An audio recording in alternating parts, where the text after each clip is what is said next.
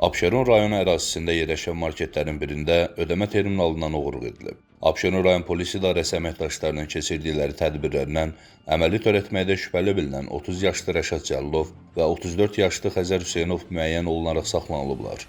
Araşdırmalarla məlum olub ki, saxlanılan şəxslər rayonun Masazır qəsəbəsindəki marketdə ödəmə terminalını sındırmaqla ümumilikdə 3000 manatdan artıq pul vəsaitini talayıblar.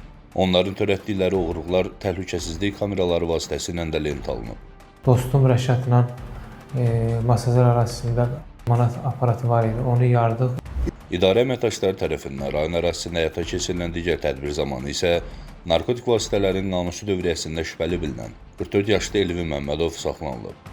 Həmin şəxsin Xırdalan şəhərində yaşadığı evə baxış zamanı ümumilikdə 16 kiloqram, o cümlədən 7 kiloqram heroin, 4 kiloqram metafetamin, 5 kiloqram marixuana, 1230 ədəd psixotrop tərkibli metadon həbi və narkotiklərin satışında istifadə edilən elektron tərəzi aşkarlanıb. Elvin Məmmədov ifadəsində narkotik vasitələri şəxsiyyəti istintaqla araşdırılan İran vətəndaşı vasitəsilə əldə elədiyini bildirib. Faktlarla bağlı cinayət işi başlanılıb, istintaq əməliyyat tədbirləri davam etdirilir. Salam Təşimov, Bugün TV.